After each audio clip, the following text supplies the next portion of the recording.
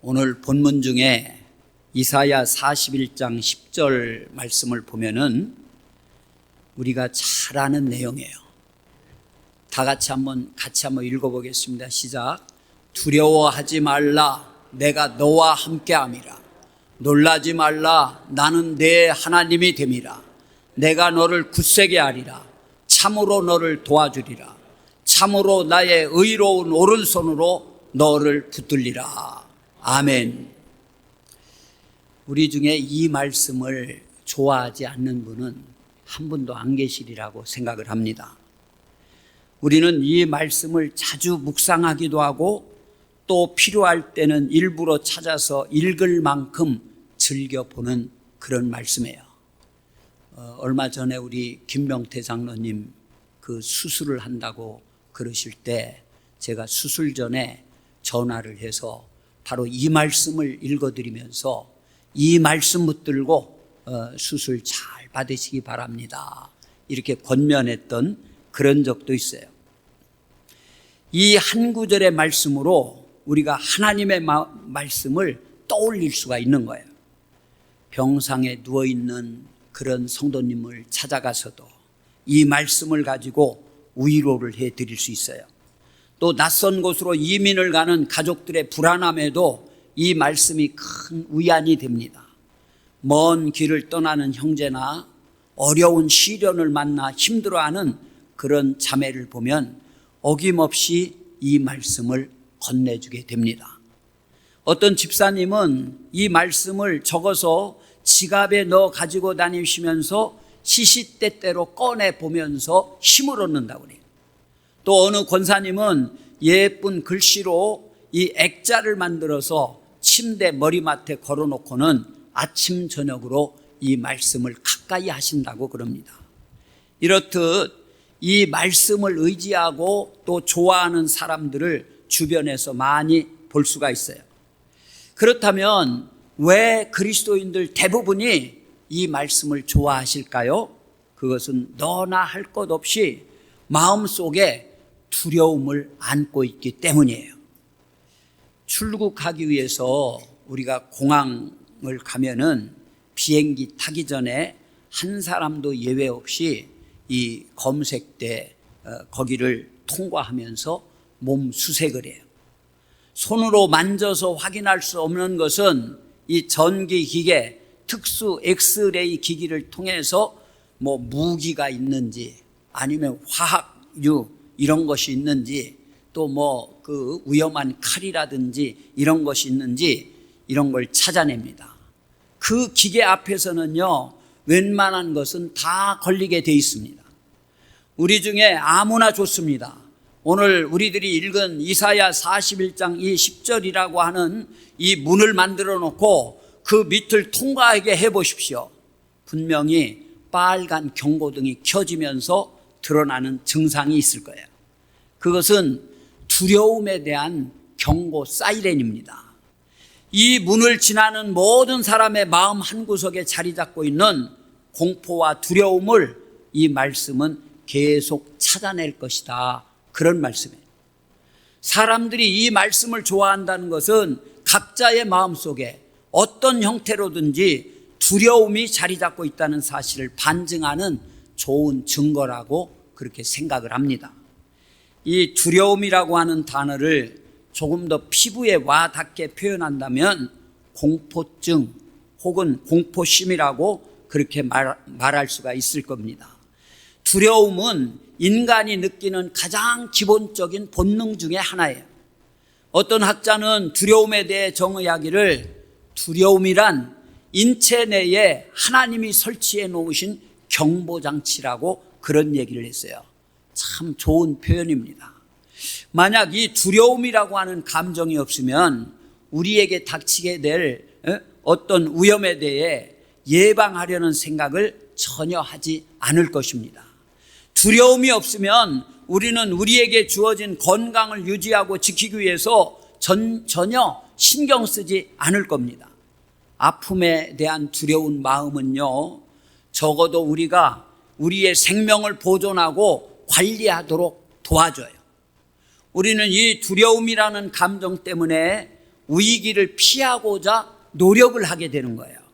이런 두려움은 참으로 유익한 두려움입니다. 우리는 평생 이 기본적인 두려움 또 본능적인 공포심에서 완전히 탈피한다든지 자유로울 수가 없어요. 그런데 우리가 주의하면서 살아가도록 돕는 기본적인 두려움을 그대로 내버려 두면은요, 그 두려움의 깊은 곳에 있는 나쁜 성질 하나가 툭 하고 튀어나와 버리는 거예요. 그 성질은 폭군처럼 마음대로 사람을 부리면서 휘두르려고 하는 못된 성질의 공포심으로 우리를 몰아가게 됩니다. 그렇기 때문에 우리 인간은요, 약간의 두려움이나 공포감을 바로 제재하지 않고 그냥 방치해 두면은 우리의 생명을 무력하게 만들고 생활을 뒤틀리게 하고 아니면 정서적으로 혼란을 겪게 하고 삶의 질서를 파괴할 정도로 치명적인 독소가 되는 거예요. 그러므로 우리들에게 가장 중요한 과제는 이 두려움이라고 하는 감정을 어떻게 적절하게 관리하고 선용하느냐 하는 거예요. 더 나아가서 필요에 따라서 불건전한 공포심을 어떻게 극복할 수 있느냐 하는 겁니다. 그 에머슨이라고 하는 유명한 사상가가 있어요. 그런데 그는 두려운 감정들에 대한 생각을 이렇게 얘기를 했습니다. 날마다 주어진 공포심을 극복하지 못하는 사람은 인생의 교훈을 아직 덜 배웠다. 그렇게 표현을 해요. 나에게 손해를 줄 수 있는 이 두려움이라는 불건전한 감정을 절제하고 또한 관리하고 극복하는 데에는 몇 가지의 필요한 요건들이 있어요. 이 필요한 요건을 찾기 위해서 먼저 말씀의 핵심을 좀 더 선명하게 이해할 필요가 있습니다. 그 때문에 두려움에 대한 요점부터 정리하고 말씀을 시작하려고 그래요. 대부분의 사람들이 이 두려워하는 대상을 크게 세 가지로 나누어서 그렇게 얘기를 합니다. 첫째는 하나님에 대한 두려움이 있어요, 사람들은. 그리고 두 번째는 자기에게 언제 닥칠지 모를 불행한 사건들에 대해서 이제 미래에 닥칠 이런 사건들에 대한 두려움을 가지고 있어요. 다시 말해서 질병이나 또한 죽음이나 또 불의의 사고 혹은 실패 같은 불상사 등입니다. 마지막으로 세 번째는 사람에 대한 두려움을 가지고 있어요. 누구나 이 세 가지에 대한 공포감을 가지고 있다는 말씀이에요. 나는 그런 것이 전혀 없다라고 생각하는 사람은 아무도 없을 겁니다. 우리가 지금 주의를 기울이면서 이 이야기에 관심을 갖고 있는 이유가 바로 여기에 있어요. 우리 모두 마음속에요, 이 두려움을 갖고 산다는 거예요. 그러면 이 세 가지 두려움과 이 세 가지 두려움을 그럼 어떻게 극복할 수 있느냐, 극복하는 방법에 대해서 한번 살펴보려고 합니다. 제일 첫 번째는 하나님에 대한 두려움이라고 그랬어요. 어쩌면 이 말에 대해서 의아하게 생각하시는 그런 분도 있을지 모르겠습니다. 그런 사람 중에는 마땅히 하나님을 두려워해야 되는 거 아니야? 라는 생각에서 그럴 거예요. 그렇습니다. 하나님은 우리가 경외해야 될 분이에요. 성경은 하나님을 두려워하는 것이 경건의 기초가 되고 지혜의 근본이 된다고 했습니다. 또 시편 31편 19절 말씀 보면은 하나님을 두려워하는 자를 위하여 쌓아두신 은혜가 특별히 많다, 그렇게 말씀하고 있어요. 그런데 지금 말씀드린 것은 건전하게 하나님을 경외하는 그런 모습이 아니고 하나님의 존재 자체에 대한 두려움을 말씀드리는 거예요. 성경에 등장하는 가장 좋은 예가 욥의 얘기입니다.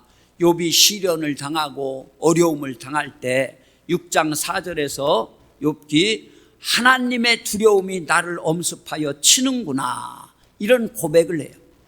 하나님을 두려워하는 마음이 얼마나 심했으면은 마치 자기를 사정없이 때려 눕히는 것 같은 그런 위협을 느꼈다는 그런 표현이에요. 이것은 참 비정상적인 일입니다. 예레미야 선지자도 17장 17절에 보니까 주는 내게 두려움이 되지 마옵소서, 재앙의 날에 주는 나의 피난처시니이다. 그렇게 하나님 앞에 호소를 해요. 하나님이여, 하나님이여, 어찌 나에게 두려운 존재가 되십니까? 두려운 존재가 되지 마옵소서 하는 그런 하소연입니다. 이런 모습 모두요, 하나님에 대한 비정상적인 공포증이에요. 우리 하나님은 우리들에게 하나님을 두려워하는 종의 영이 아니라 하나님을 아빠, 아버지라 부를 수 있는 양자의 영, 아들의 영을 주신 줄로 믿습니다. 종은요, 눈치를 보면서 눈치를 살피고 늘 두려운 마음으로 주인에게 야단맞지는 않을까 그러면서 주인을 바라보는 거예요. 그러나 우리들은요, 하나님을 바라볼 때 종이 아닌, 종의 영이 아닌 언제 어디서든 자유롭게 하나님을 부르고 하나님에 대해서 애정을 표현할 수 있는 아들의 영을 받았다는 거예요. 또 딸의 영을 받았다는 거예요. 그러므로 지나치게 하나님에 대한 공포증을 가질 필요가 없다라는 말씀이에요. 모처럼 긴 연휴를 맞이해서 주일을 무시하고 가족들과 함께 여행을 다녀오고 싶어도 이게 주일에 예배드리지 않고 놀러 가면 하나님이 우리 가정에 벌을 내리셔서 무슨 일이 생길까 봐 마지못해 예배당에 나오는 그런 분들이 있어요. 이런 사람은 하나님이 좋아서라기보다 겁이 나서 온 겁니다. 하나님을 향한 공포심이 바로 이거예요. 내가 이렇게 저렇게 하지 않으면 하나님이 벌을 주시지 않을까 하는 걱정, 우리 가정에 우환이 들지 않을까 하는 이런 잡다한 불안이 바로 하나님에 대한 공포증입니다. 이건 고쳐야 될 그럴 병이에요. 하나님 보시기에 떳떳하지 못한 생활, 즉 죄를 은근히 숨기고 생활하는 사람들의 마음에는 하나님에 대한 공포증이 늘 따라다닌다는 거예요. 독사 같은 그 공포증은 언제 어디서든 머리를 쳐들고 우리를 공격할 수 있는 겁니다. 인간의 시조인 아담과 하와를 여러분 주목해 보십시오. 하나님이 따먹지 말라고 한 선악과에 하와가 손을 대게 돼요. 그리고 자기만 먹을 뿐만 아니라 남편에게도 선악과를 따 주어가지고 먹게 했습니다. 죄를 범하고 나서 생긴 감정은요, 수치감이었어요. 수치감, 부끄러움이었습니다. 서로 벌거벗은 것을 보고 당황해서 나뭇잎으로 몸을 가렸다, 그렇게 말씀하고 있어요. 한참 후에 하나님이 동산을 거니시는 소리가 들리자 이들에게 어떤 마음이 들었습니까? 공포심이 들었다는 거예요. 죄를 짓고 나니까. 이전 같았으면 하나님이 오셨다고 반갑게 뛰어나갔을 아담과 하와가 하나님에 대한 공포증으로 나무 뒤에 숨어버리는 거예요. 죄를 짓고 하나님 앞에 숨어 사는 사람들, 죄를 끊지 못하는 사람들에게는 하나님을 두려워하는 이런 공포증이 있다는 겁니다. 인간은 작은 죄 하나를 버리지 못하고요, 그것에 계속 미련을 두고 범죄하기를 반복하고 또 반복하는 거예요. 그것은 어쩌면 현실적으로 눈에 보이는 이익을 가져다 줄 수도 있어요. 거짓말 몇 번 해서 얻는 유익도 있을 겁니다. 불건전한 생활로 자신의 탐심과 정욕을 채울 수도 있을 겁니다. 어떤 경우에는 자기 양심을 속여가면서 어두운 방법으로 돈을 벌면서 그것을 생활 수단으로 삼는 그런 경우도 있어요. 그러나 그것으로 얻는 이득에 비해서 은근한 두려움이 주는 피해가 얼마나 큰지 생각해 본 적이 있으십니까? 떳떳하지 못한 생활 때문에 마음에는 항상 불안이 도사리고 있어요. 그 때문에 우리 하나님과 친밀한 관계가 막힌다면 그것은 우리들에게 백해무익한 것이 되고 마는 거예요. 그러므로 우리 하나님의 자녀된 하나님의 백성들은 깨끗한 생활을 해야 될 줄로 믿습니다. 지금 당장은 눈앞에 손해를 보더라도 마음에 꺼리낌이 될 짐이라면 과감히 던져버려야 된다는 거예요. 살면서요, 조금 손해 보시더라도 평안함으로 항상 하나님과 아름다운 교제를 나누시는 우리 당진 방주의 성도님들이 다 되시게 되기를 주님의 이름으로 축원합니다. 하나님께로부터 오는 평안은요, 세상이 침범할 수 없는 거예요. 그것은 어떤 일이든 할 수 있는 안정감을 주게 되는 겁니다. 두 번째, 앞날에 대한 두려움에 대해서 말씀을 드리겠어요.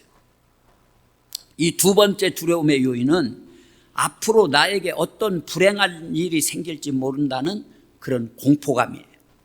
미래에 일어날지도 모르는 불행한 사건이나 불상사에 대해 우리가 갖는 두려움은 생각보다 훨씬 더 커요. 그냥 예를 들어서 여러분들 건강검진을 앞에 두고 있어요.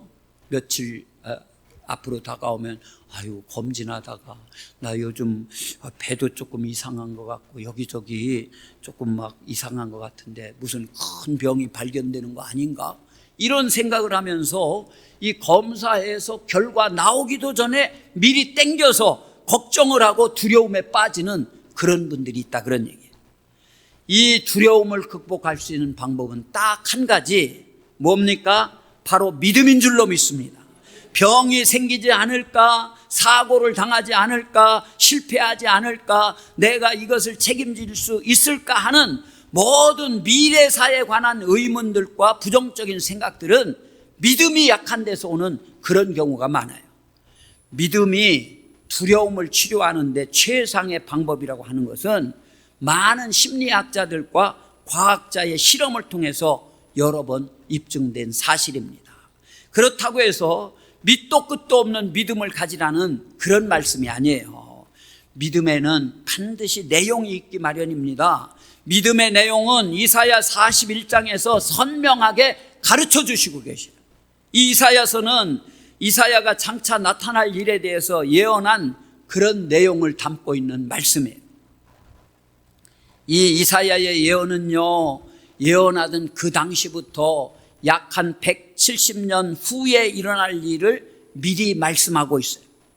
이 예언은 실제로 다 이루어졌습니다. 우리는 이미 이 예언이 이루어진 이후 세대이기 때문에 역사를 통해서 그 사실을 쉽게 받아들일 수 있어요. 그렇지만 그때 당시 사람들에게는 그렇게 간단한 문제가 아니었습니다. 이 예언은요, 예언이 선포된 시점에서 170년 후에 이스라엘 백성에게 일어날 그럴 사건이었다는 거예요. 이스라엘 백성들은 그 당시 바벨론의 포로로 끌려가서 40년, 50년간 말로 다 표현할 수 없는 고난을 당하면서 살아가고 있을 때, 그러던 어느 날 전쟁이 일어납니다. 그 페르시아의 고레스 장군이 일어나서 바벨론을 뒤집어 엎은 거예요. 하루아침에 정권이 무너지고 바벨론 제국이 멸망을 당하게 됩니다. 왕은 죽게 됩니다. 온 나라가 큰 혼란에 빠지고 앞으로 어떻게 될지 모를 그런 두려움과 불안에 떠는 그런 상황이 포로로 끌려가 있는 이스라엘 백성들에게 다가오게 된 거예요. 여러분, 쿠데타를 통해서 정부가 전복된다든지 지도자가 갑자기 죽는다든지 아니면 전쟁이 터져서 하루아침에 나라를 잃게 됐을 때 그 국민들이 당하는 심리적 불안과 공포는 상상할 수 없을 정도로 큽니다. 정치적인 변혁은요, 우리에게 강한 충격을 던질 수 있는 그런 문제예요. 이와 같은 변혁기에 이스라엘 백성들은 포로였습니다. 이 포로는요, 인간적인 대우나 법적인 보호를 전혀 받지 못하는 사람들이 포로들이에요. 처절하고 보잘것없고 나약한 처지에 놓여있는 그런 사람들입니다. 이때 하나님은 이스라엘을 무엇이라고 부릅니까? 이사야 41장 14절에 보니까 지렁이 같은 너 야곱아, 그렇게 부르고 계셔요. 정말 지렁이 같은 그런 신세입니다. 언제 어떻게 될지 모르는 두려움에 휩싸인 이스라엘 백성들에게 우리 하나님께서는 이 두 가지를 꼭 믿으라고 가르쳐 주시고 계셔요. 하나는 이스라엘 백성이 하나님과 어떤 관계를 맺고 있는지 생각해 보라는 거예요. 그 관계를 그리고 철저하게 믿으라는 거예요. 이스라엘 백성이 하나님과 어떤 관계를 맺고 있습니까? 하나님은요, 8절, 오늘 본문 8절 보니까 나의 종 너 이스라엘아, 내가 택한 야곱아, 나의 벗 아브라함의 자손아, 그렇게 이스라엘을 부르고 계십니다. 그러니까 이스라엘은 하나님 앞에서 종이자 하나님의 벗이라는 얘기예요. 성경에서 이스라엘을 하나님의 종이라고 부르는 것은 하나님이 그냥 마구 부려먹는 머슴이라는 그런 뜻이 아닙니다. 하나님의 종이란 우주 만물의 주인이신 하나님을 섬기고 그분을 위해서 봉사하는 영광스러운 그런 신분을 말하고 있는 거예요. 또한 이스라엘 백성은요, 하나님으로부터 벗이라는 칭호를 받았어요. 하나님은 아브라함을 벗이라고 불렀습니다. 흉어물 없이 비밀도 서로 털어놓을 수 있는 그런 관계가 친구, 벗인 관계 아닙니까? 이 이스라엘 백성은 하나님과 깊은 영적 관계를 맺고 있어서 우리 하나님의 비밀과 하나님의 뜻을 어느 민족보다 먼저 알 수 있고 깨달을 수 있는 하나님의 벗으로 부름을 받은 존재다, 그런 말씀이에요. 또 이스라엘 백성들은 어떤 사람들입니까? 오늘 본문 9절 말씀을 보세요. 다 같이 한번 읽어보겠습니다. 시작. 내가 땅 끝에서부터 너를 붙들며 땅 모퉁이에서부터 너를 부르고 너를 택하고, 그랬어요. 하나님 앞에 이스라엘 백성들은요, 특별한 존재라고 하는 그런 사실이에요. 특별한 백성이 되었다는 얘기예요.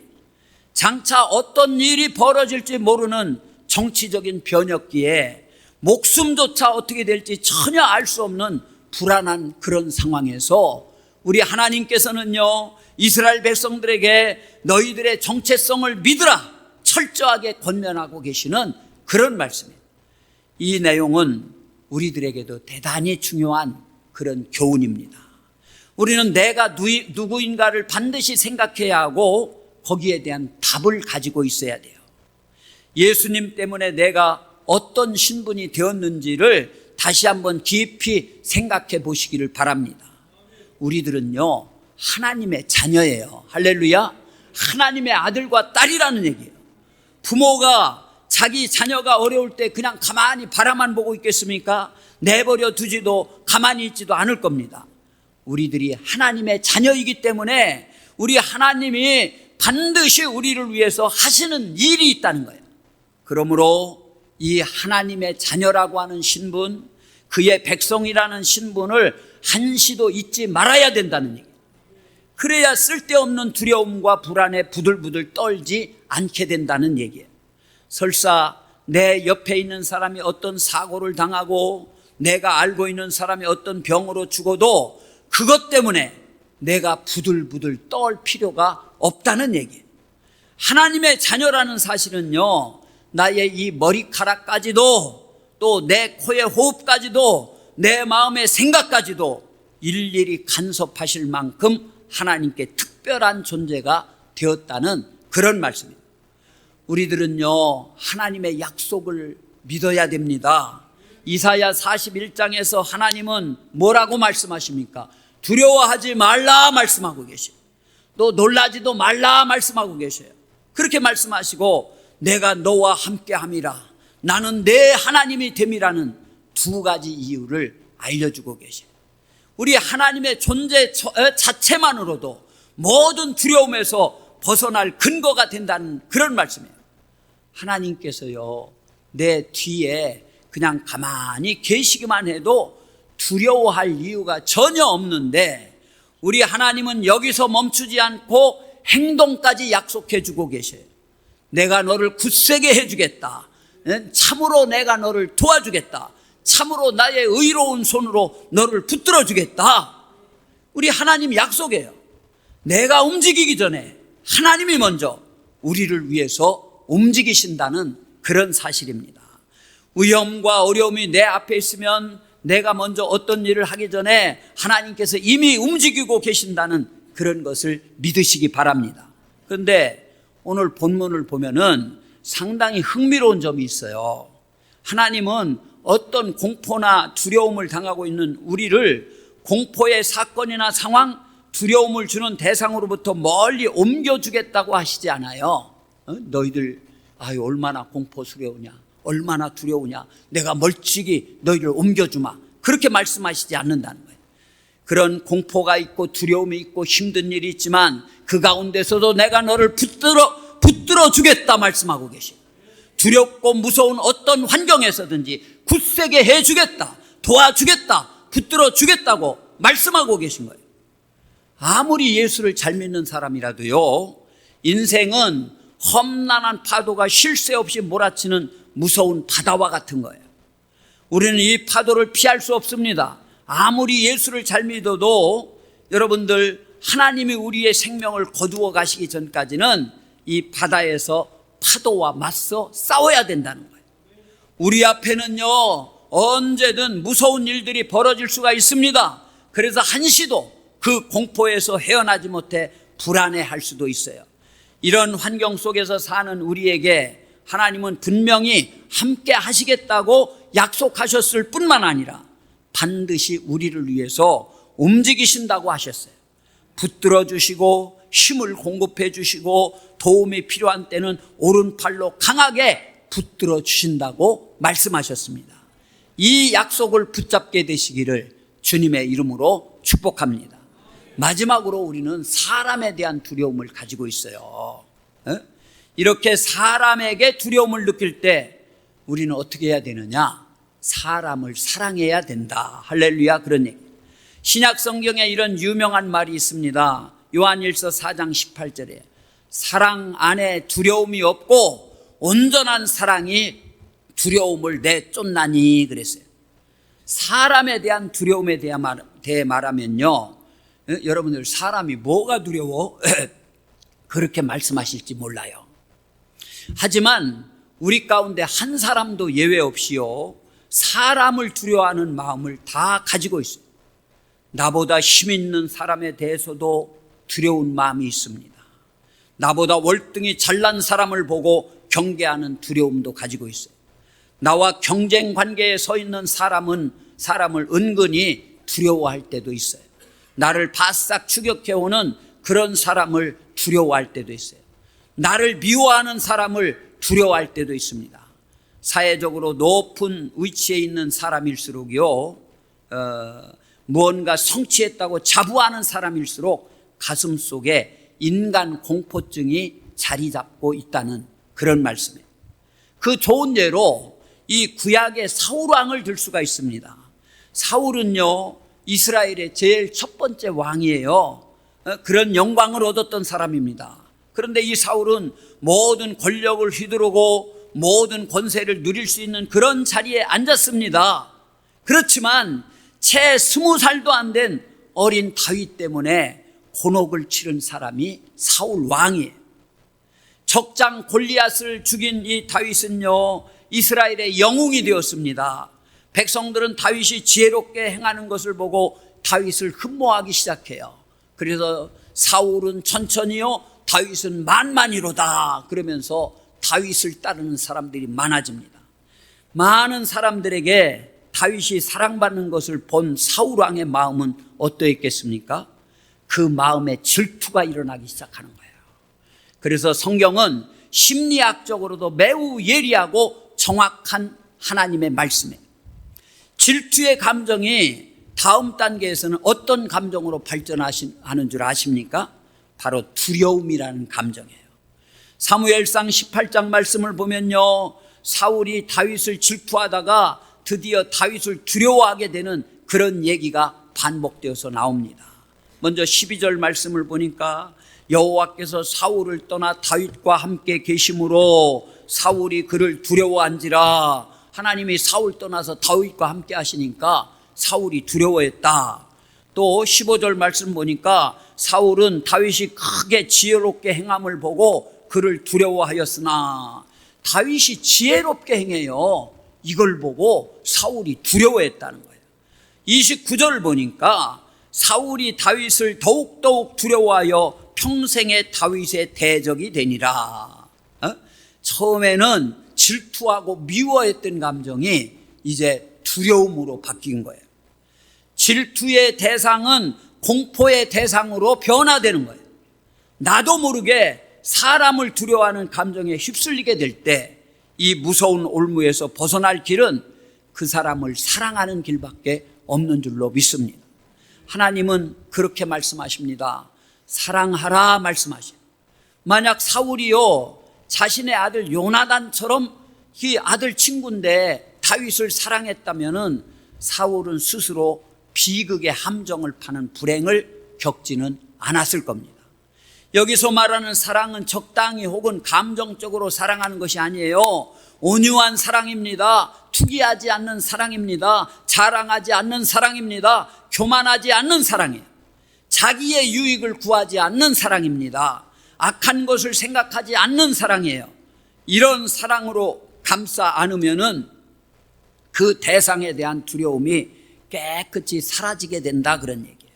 하나님의 말씀은 참으로 옳습니다.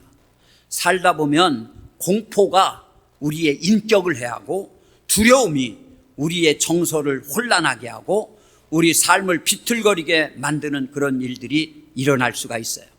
하지만 여러분들 깨끗한 생활, 또 하나님의 약속을 굳게 붙들고 믿는 믿음, 그리고 사람을 사랑하는 마음이 있다면은 우리는 주의 평안 가운데 참 우리는 날마다 거할 수 있게 되는 줄로 믿습니다. 여러분들 두려워하지 말라 말씀하시는 이 말씀을 기억하고 정말 이 사람을 사랑하고 또 우리 삶이 하나님 앞에 두려움을 느끼도록 죄 짓는 삶이 아니라 깨끗한 생활을 하고 하나님이 주신 약속의 말씀을 꼭 붙들고 믿음 가지고 살아가시는 가운데 여러분 안에 있는 두려움이 다 사라지고 하나님께서 주시는 평강이 늘 여러분과 함께 하시게 되기를 주님의 이름으로 축복합니다.